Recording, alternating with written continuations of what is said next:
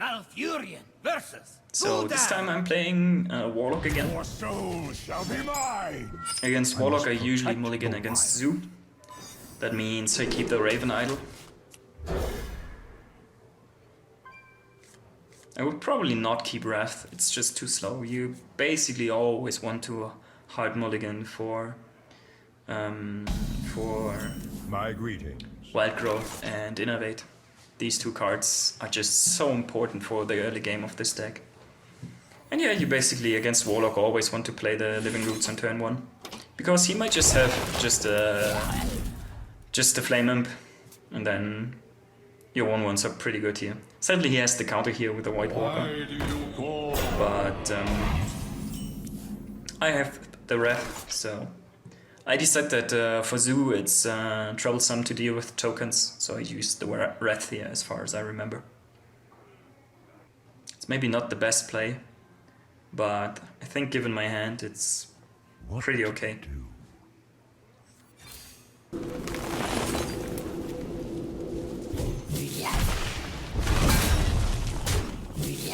And next turn I have Hero Power Raven Idol or Hero Power Living Roots, depending on what is more useful.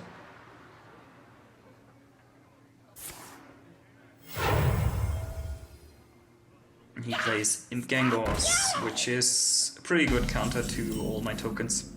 So I'm looking for some spell here to... Basically I'm looking for mana. Sadly no mana, so no Innovate, no Wild Growth. And that probably means I take the Force of Nature. I'm actually not sure. Oh, I'm taking Savage Roar. Yeah, I decide to make more tokens here, because he probably can just kill one of my tokens, and then my plan is to have a huge Savage Roar turn next turn. Obviously not for face damage, but for clearing minions. So I hope that he plays like 2 or 3 small minions here, and that I can clear them off with Savage Roar. Here comes a Peddler. I'm now hoping that he doesn't get exactly Mortal Coil, but he gets it. Very unfortunate. But the Savage Roar still looks quite alright. Still dealing with his stronger minions and leaving not much for him on the board. Just one token. Against Zoo you basically want to clear the board all the time. Because if you clear the board of the Zoolog, all the cards like Abusive Sergeant, Defender of Argus, all that kind of stuff gets pretty damn useless. So he has some pretty good refill here with the Darkshire Councilman and the Flame Imp. So I'm playing on curve here, the Azure Drake. He kind of has to clear the Azure Drake, because it's so annoying when you have an Azure Drake on the board and you can swipe. Currently swipe would clear his complete board. So yeah, now I'm hoping to get maybe the Flame Imp and the regular Imp. Which just happened actually, and that's pretty good for me. And he plays Imp Gang Boss and Possessed Villager.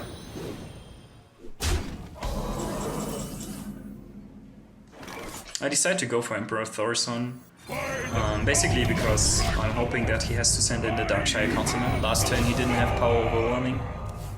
And also all the discounts, it's so nice. Next turn I will be able to play Fendril, Raven Idol and Nourish. It's pretty damn powerful, especially if I would also draw a Wrath with the Nourish or with a Raven Idol. That's just such a strong swing of everything, and my life is still pretty good. Even if he would buff the Councilman hardcore here, I'm still at a pretty good life total. Don't worry, loves, the cavalry's here.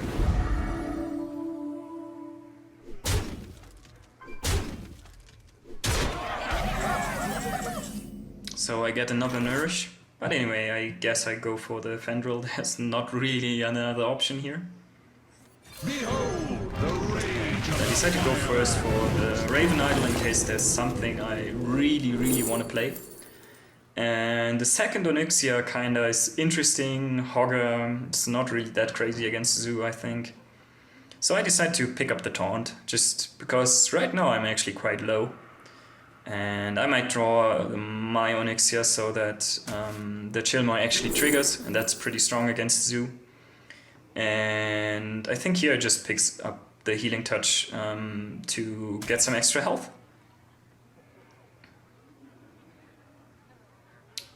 And now I'm actually not quite sure if I go for the Healing Touch or for the Nourish. If I go for the Nourish, my next turn is much stronger, because I basically am able to play Yogg. There's my extra dragon actually. And I get Innovate, which is super awesome. That means I'm able to play the Healing Touch also. I would probably have lost if I wouldn't draw the Innovate here, to be honest. Because there was no way dealing with the Darkshire Councilman. So lucky me. Now he still has to deal with the Fenrir. And next turn Yogg is coming. I wonder. If you're able to get to Yogg-Saron against the Zulok, you usually win. That's usually too much late game for Zoo. I wonder. Almost out of time. I wonder. The light protects me. So he decides to taunt up his Divine Shield minions and sends his gang boss into my Fandral. And always tap last. So here's just one option. You just go for Yogg-Saron. I'm thinking a little bit here about playing Chillmore because I actually picked up my Onyxia, so it would deal with most of his board. But if he actually trades in everything except of the Darkshire Councilman, he probably wins, because it's easy for him to just play lots of new minions. And I get to do and draw a ton of cards. My hand is Which doesn't really actually matter. Some useless spells here. Some draw for some extra damage. And a really nice hover.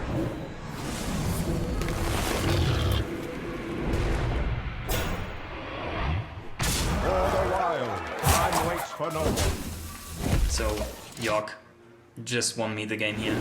Once again. Here you see the power of that card.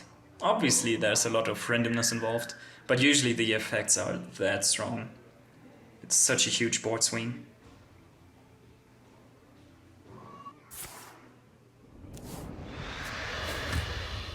You win this time. And GG. So here I'm playing a Shaman. Very popular right now, the Elder Shaman. But also several mid-range Shamans around, and even some control Shamans who try to kill you with huge taunt minions.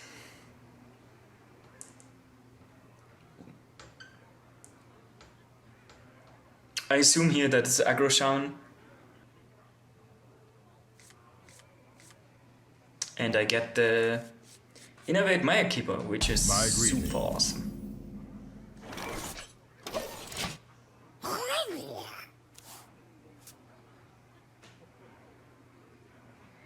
The light protects me. He starts with an Archon Squire, which is actually quite annoying for this deck. Now I'm debating if I want to maybe innovate the Emperor Thaurissan, but that's usually too slow. I just take the instant mana crystal. And then I can play the Violet Teacher next turn.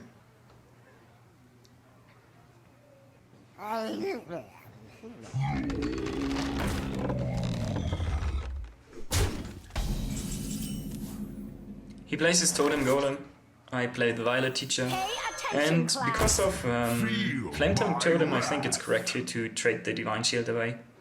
Because Flame Totem would be pretty annoying.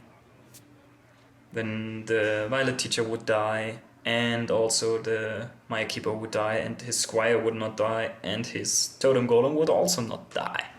And he's exactly at 2 mana.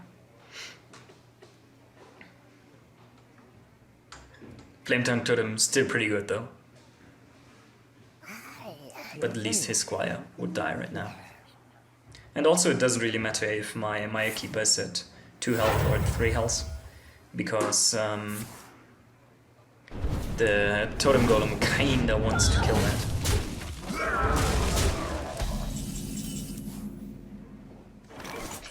Here it's actually debatable if Azure Drake is the correct play or if you want a Wrath Hero Power.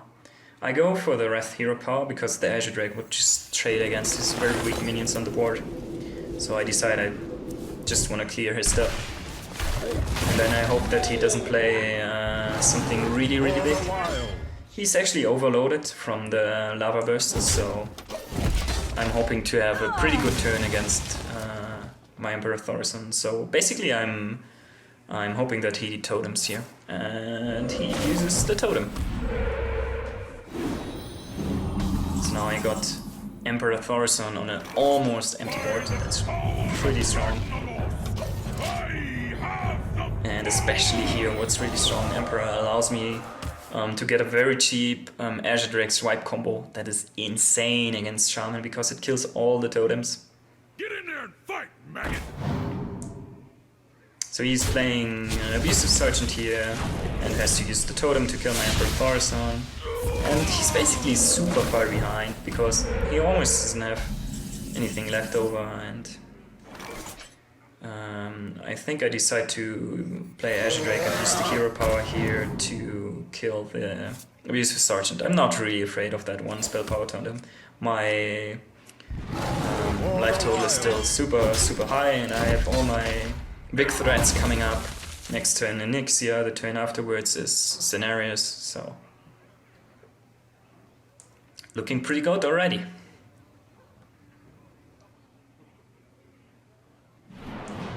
He plays the Doomhammer and fearlessly attacks twice the Azure Drake, which is actually quite good.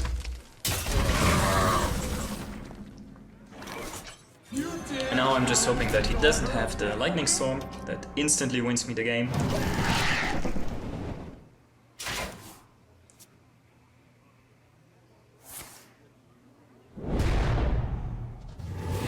He does have Maelstrom Portal though, which is a pretty annoying card.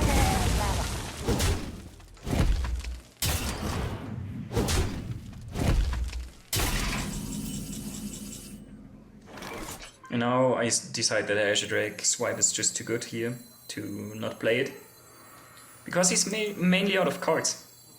He doesn't really have that much left over. I'm assuming that there's at least one burn spell. And this way I'm hoping that he isn't able to deal with my Onyxia. I have more cards, I have more threats on the board. I have lots of draw actually in my hand also, with the Raven Idol and the Wild Growth. If he has a big minion, I have the Mulch. He actually plays 2 thing from below here. Quite annoying.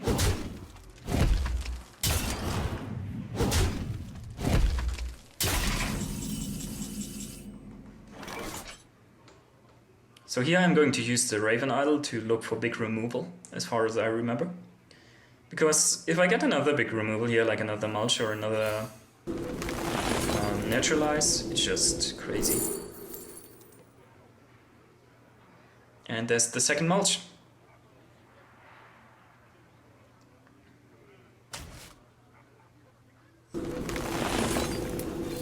There's this small chance that the Mulch does give him something super crazy, like, I don't know, Deathwing. But if you look closely, he doesn't even have the 10 mana to play Deathwing. And yeah, I'm not really afraid usually of negative effects from Mulch. It happens very rarely that he gets exactly what he needs to counter you. I'm playing around a little bit here, the the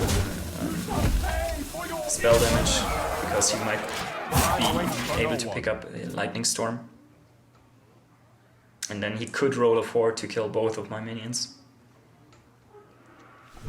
He gets a taunt, but that doesn't really matter.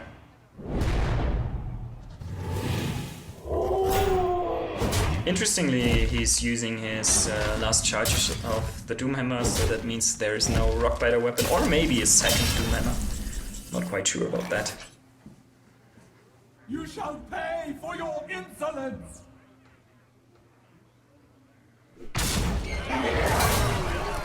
So I do the trades and play the huge taunt.